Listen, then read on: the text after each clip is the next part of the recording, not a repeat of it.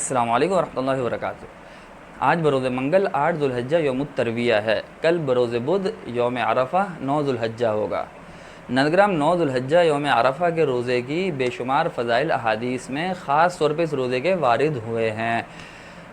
ذوالحجہ کی ابتدائی 9 دنوں کے روزوں کی اور 9 دن ہی انتہائی مقدس ترین دن ہیں۔ یہ 9 دن جو ابتدائی پورے 9 دن ہیں ذوالحجہ کے ابتدائی 9 دن، یہ انتہائی مقدس ترین دن ہے۔ لیکن عرفہ کا دن جیسے جمعے کا دن ہے ناظرین، وہ ہفتے کے دنوں میں مبارک ترین مقدس ترین دن ہے۔ احادیث میں آتا ہے جمعے کا دن مقدس ترین دن ہے، لیکن سال کے دنوں میں مقدس ترین دن 9 ذوالحجہ عرفہ کے دن کو قرار دیا گیا ہے۔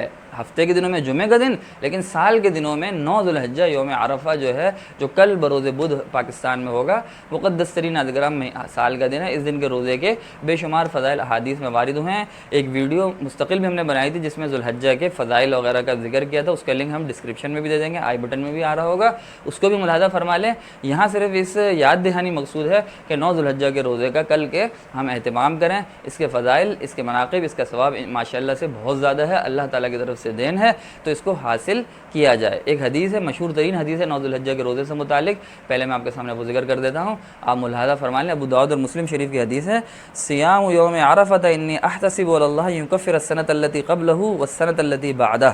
مشہور حدیث ہے کہ عرفہ کے دن کا روزہ آپ علیہ الصلوۃ والسلام نے فرمایا، میرا گمان ہے، میں سمجھتا ہوں کہ یہ 1 سال قبل اور 1 سال بعد کے گناہوں کے لیے کفارہ معافی کا سبب بن جائے گا۔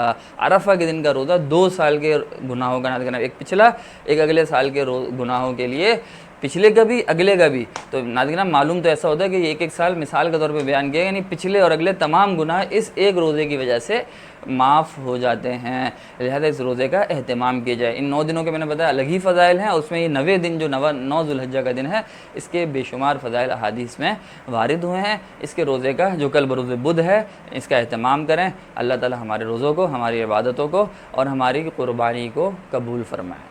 اپنا خیال رکھیے کہ اللہ تعالیٰ ہم سب کا حامی ناصر ہو۔ السلام علیکم ورحمۃ اللہ وبرکاتہ۔